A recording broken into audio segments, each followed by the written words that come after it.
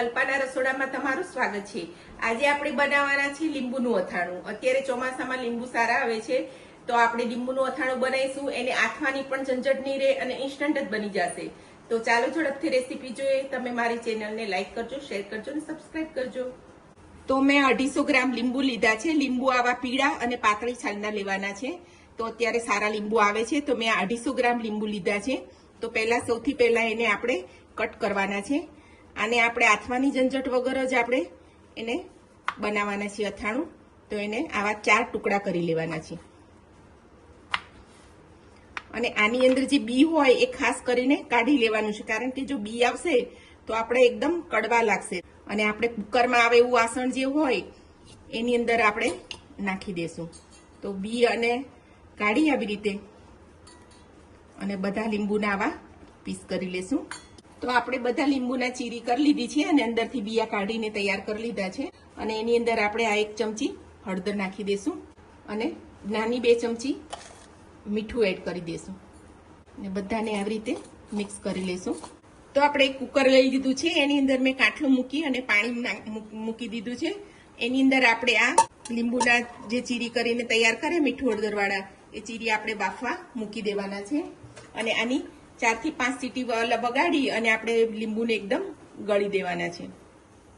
તો આપણે હવે મસાલો બનાવશું। આપણે 250 ગ્રામ લીંબુ લીધા છે તો 250 ગ્રામ જેટલો ગોળ અને ખાંડ લીધા છે। થોડુંક 250 થી વધારે છે, તમારે ગળ પણ થોડુંક લીંબુ કરતા થોડુંક વધારે લેવાની, તેથી રસો એકદમ રસબસતો થશે અને આપણને ગળચટ્ટું અથાણું લાગશે। તો એની માટે આપણે હવે મસાલો રેડી કરશું। તો આ ધાણાના કુરિયા છે, આ ધાણાના કુરિયા આપણે પહેલા આમાં બાઉલમાં નાખી દઈશું। લીંબુના અથાણામાં ધાણાના કુરિયા સરસ લાગે છે અને આ ખાટા અથાણાનો જે મસાલો બનાવીએ છીએ એ છે। આની રેસીપી વિડીયો મૂક્યો છે એમાં મેં આપી છે, તો એમાં તમે જોઈ શકો છો। તો આમાં 2 ચમચી આપણે આ અથાણાનો મસાલો નાખી દઈશું અને આ કાશ્મીરી મરચું છે, 2 ચમચી આપણે કાશ્મીરી મરચું એડ કરી દઈશું અને એકલો ગોળ નાખવો હોય તમારે તો એકલો ગોળ પણ નાખી શકો છો, પણ ગોળ અને ખાંડ લેવાથી આપણો રસો સારો થાય છે અને કલર સારો આવે છે। તો આપણે લીંબુ બફાય ત્યાં સુધી આપણે મસાલો તૈયાર કરી લઈએ અને આ ખાંડ બી એડ કરી દઈશું। તો હવે આને બધું સારી રીતે આપણે મિક્સ કરી લેવાનું છે। તો આપણો મસાલો મિક્સ થઈ ગયો છે અને આપણે આ સિંગ તેલ મેં લીધું છે, એને એકદમ ગરમ કરી લીધું છે, ધુમાડા નીકળે એવું। હવે આને આપણે ઠંડુ થવા દેશું, પછી એને અથાણામાં આપણે થોડુંક નાખીશું। તો આપણી કુકરમાં સીટી થઈ ગઈ છે અને કુકર ઠંડુ પડી ગયું છે। તો આપણા લીંબુ એકદમ ગળી ગયા છે, તો એને બહાર કાઢી લઈશું આપણે અને એક પ્લેટમાં લઈ અને આપણે રૂમ ટેમ્પરેચર આવે ત્યાં સુધી એને ઠંડા પડવા દેવાના છે। તો આપણા ચીરિયા એકદમ ઠંડા થઈ ગયા છે અને હવે આ મસાલો છે એની અંદર આપણે એડ કરી દેવાના છે। આ સમયે તમને જો એમ લાગે કે લાલ મરચું ઓછું લાગે છે તો તમારે આમાં ઉમેરી દેવાનું।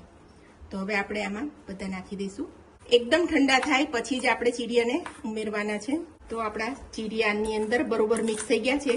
હજી આમાં આને આપણે 5-6 કલાક આમાં જ રાખવાના છે, જેથી એકદમ એનો રસો બધો છૂટો થઈ જશે અને એકદમ રસબસતું આપણું અથાણું થશે। આ સમયે આપણે તેલ છે એને થોડુંક એડ કરીશું। આપણે આખું વરસ સાચવવાના છે તો આમાં સિંગ તેલ આપણે થોડુંક નાખીશું તો એનું સ્ટ્રક્ચર સારું આવશે। તો બહુ વધારે નથી નાખવાનું, 3-4 ચમચી જેવું આપણે આમાં તેલ ઉમેરી દઈશું।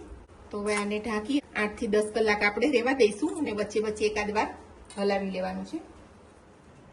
તો આપણો ગોળ અને ખાંડ ઓગળી ગયો છે અને એક રસ વધુ થઈ ગયું છે। હજી જેમ જેમ આ પડ્યું રહેશે અને જૂનું થશે એમ એકદમ ટેસ્ટી લાગશે। આ બધા લીંબુના છોડિયા છે એ બધો આ રસ પીસે અને એકદમ સરસ થઈ જશે। તો અત્યારે હવે આપણું અથાણું તૈયાર થઈ ગયું છે। તો આપણું લીંબુનું રસબસતું અથાણું તૈયાર થઈ ગયું છે। આને તમે આખો વર્ષ સ્ટોર કરી શકો છો અને આખું વર્ષ એન્જોય કરી શકો છો। તો આ રેસીપી તમે જરૂરથી ટ્રાય કરજો। મારી ચેનલને સબસ્ક્રાઇબ કરજો, લાઈક કરજો અને શેર કરજો।